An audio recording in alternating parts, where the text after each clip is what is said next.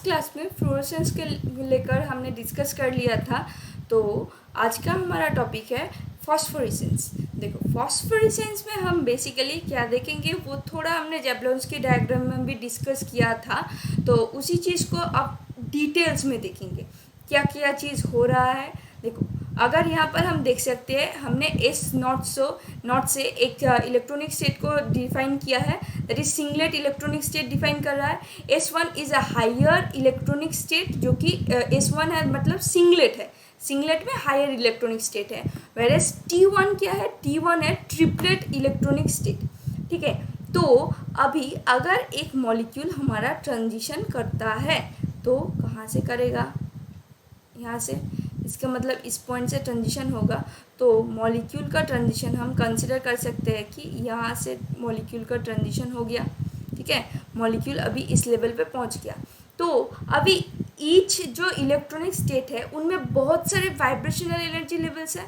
तो according to जैसे हमने फ्लोरेसेंस में देखा था, क्या होगा, वाइब्रेशनल रिलैक्सेशन, मतलब एक लैडर फॉलो करेगा। कौन सा लैडर, देखो हमने क्या बोला था, लैडर क्या था, स्टेप डाउन लैडर होगा। स्टेप डाउन लैडर में वो क्या करता है, बेसिकली जो वाइब्रेशनल लेवल्स है उनमें नीचे की तरफ आ जाता है। ठीक है, तो अभी यहाँ पर इनिशियली वो क्या करेगा, अपना एनर्जी जो है वो एमिट करना स्टार्ट करेगा through non radiative DK.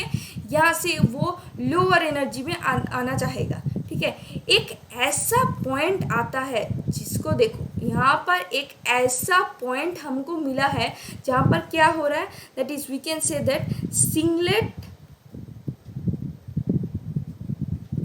And triplet excited state shares a common geometry और कॉमन पॉइंट हम बोल सकते हैं। मतलब एक ऐसा पॉइंट हमको मिलेगा जहाँ पर जो सिंगलेट एक्साइटेड एनर्जी स्टेट है that is S1 and triplet excited energy state that is T1, इन दोनों का एनर्जी कम होना है। बेसिकली S1 और T1 का एनर्जी नहीं, उन दोनों के बीच में जितने सारे वाइब्रेशनल लेवल्स हैं उनमें से किसी एक का जो एनर्जी है वो कॉमन आ जाएगा। तो कॉमन आने का मतलब ये दोनों एक ही वैल्यू शो करेंगे। तो अगर एक ही वैल्यू शो कर रहे हैं तो इलेक्ट्रॉन क्या करेगा, इलेक्ट्रॉन को तो कुछ समझ नहीं आएगा, उसको एनर्जी को लेकर मतलब है। तो फिर वो क्या शो करेगा, वो शो करेगा इंटर सिस्टम क्रॉसिंग, वो सिस्टम को क्रॉस कर जाएगा। ISC, इलेक्ट्रॉन विल शो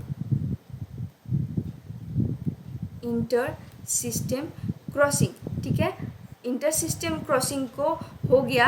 तो अभी इलेक्ट्रॉन कहाँ पर प्रेजेंट है, T1 स्टेट का हायर एनर्जी स्टेट में प्रेजेंट है। मतलब T1 खुद ही एक एक्साइटेड स्टेट है, उसके अंदर जितने वाइब्रेशनल लेवल्स है उनमें एक हायर लेवल में वो बैठ गया है। ठीक है, अभी बैठने के बाद क्या करेगा, यहाँ से वो फिर एक वाइब्रेशनल लैडर शो करेगा, करके वो क्या करेगा, V' से लिख सकते हैं, V' 0 में आ जाएगा।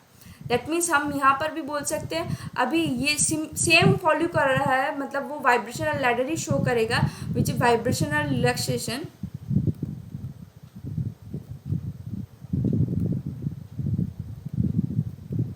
But in triplet state. ठीक है, तो ये जो एनर्जीज है ये बेसिकली क्या था, नॉन रेडिएटेड वीके। इसका मतलब वो क्या है, बाहर की तरफ अपने जो एनर्जी है उनको एमिट कर दे रहा है। वैसे ही जो पार्टिकल्स जो सराउंडिंग्स में प्रेजेंट है उनके वाइब्रेशनल या फिर रोटेशनल लेवल्स में कुछ ना कुछ चेंज आएगा, but we are not concern about them, हम इलेक्ट्रॉन को लेकर कंसर्न है। तो फिर हम क्या देखेंगे, देखो इलेक्ट्रॉन जब यहाँ पर पहुँच गया अभी वो क्या करेगा, देखो बेसिकली वो T1 स्टेट की एकदम लोएस्ट स्टेट पर आ गया और नीचे की तरफ कौन सा लेवल है, उसको एनर्जी एमिट करना पड़ेगा। अभी उसके पास जितना एनर्जी है वो एनर्जी कैसे वो एमिट करेगा, वो बहुत ही ज़्यादा अमाउंट है।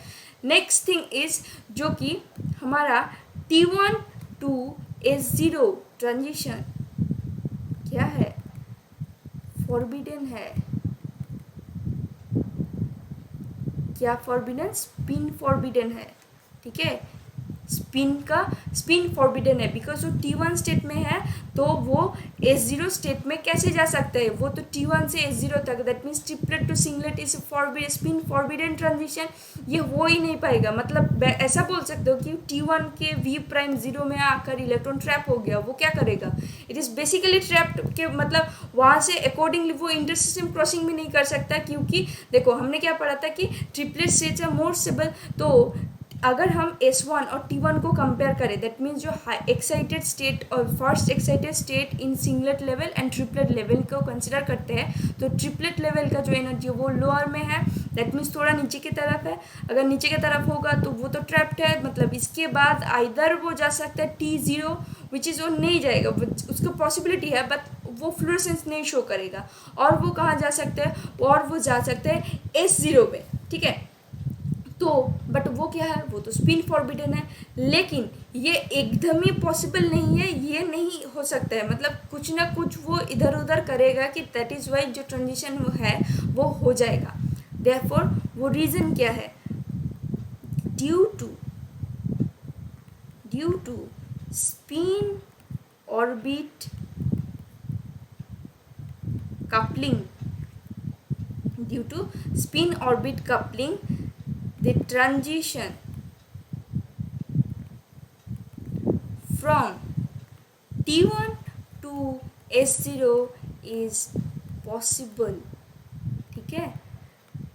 दो it is spin forbidden, but spin orbit coupling क्या कर रहा है?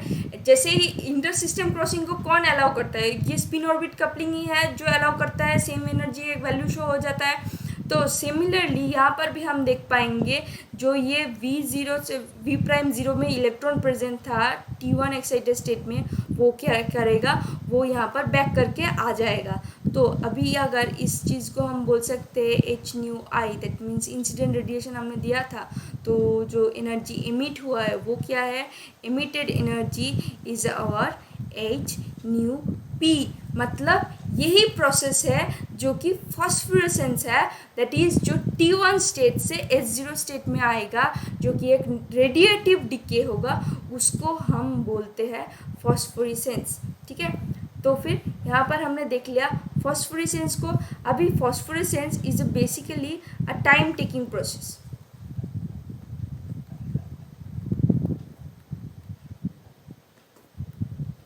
is basically a time taking process. It takes longer time than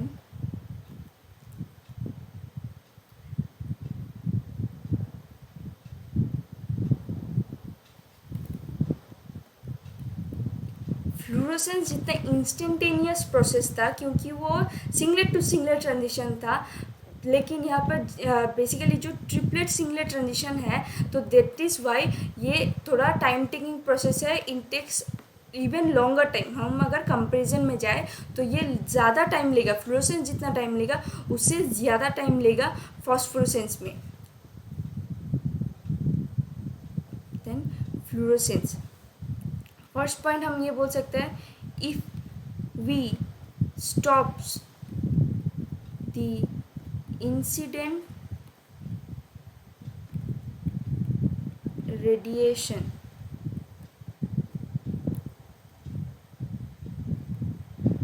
though we can see phosphorescence as it is spin forbidden and so a slower process, spin forbidden होने की वजह से process भी slow हो जाता है, ठीक है। Next point is phosphorescence is observed in highly viscous, medium and at low temperature।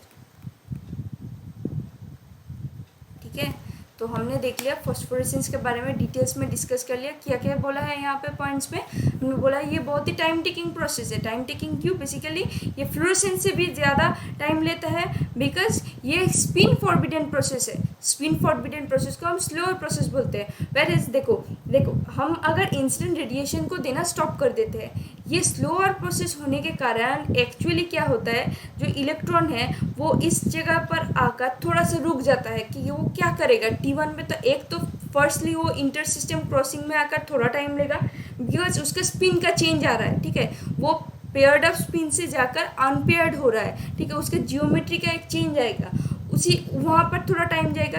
तो तब भी तो हम रेडिएशन को भेज रहे थे, इंसिडेंट रेडिएशन जो है तब भी भेज रहा था, बट वो कोई काम में नहीं आ रहा था, वो सिर्फ एक्साइटेशन कर रहा था, जो इनिशियल एक्साइटेशन है उसको कर रहा था। तो फर्दर जो है इंटर सिस्टम क्रॉसिंग के बाद धीरे धीरे फिर से फॉस्फोरेसेंस जब शो करेगा, तब ये वो प्रोसेस थोड़ा रुक रुक के होगा। तो एट दैट टाइम अगर हम रेडिएशन को भेजते ही जाए तो क्या बोल सकते हैं कि थोड़ा सा कुछ चीज़ें जो कि हम स्टॉक में आ जाता है। तो दैट इज़ वाई ये जब हम अगर इंसिडेंट रेडिएशन को बंद भी कर देंगे तो क्या होगा, थोड़ा सा एनर्जी ज़्यादा बिल्डअप हो जाने के वजह से ये प्रोसेस स्लो होता है। तो जो लास्ट का जो थिंग है वो धीरे धीरे होगा। तो दैट इज़ वाई फॉस्फोरेसेंस में हम अगर जो इंसिडेंट रेडिएशन है उसको अगर हम स्टॉप भी कर देंगे तो उसके बाद भी हमको फॉस्फोरेसेंस दिखने को मिलेगा। ठीक है, तो यहाँ पर हमने देख लिया फॉस्फोरेसेंस के बारे में। इसके बाद हम बॉन्ड डिसोसिएशन के बारे में डिस्कस करेंगे नेक्स्ट क्लास में। Thank you for today's class.